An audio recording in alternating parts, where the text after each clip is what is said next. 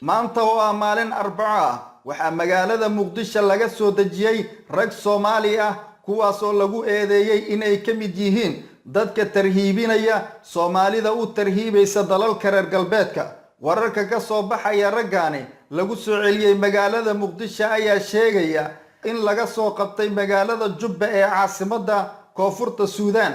ragga maanta magaalada Muqdisho laga soo dejiyay ayaa lagu keenay diyaarad gaar ah waxa ayna ahaayeen 3 nin oo lagu magacaabo Cabdiraxmaan Maxamuud Socdaal, Ayduruus Cabdullaahi, Liibaan Cabdullaahi Xuseen.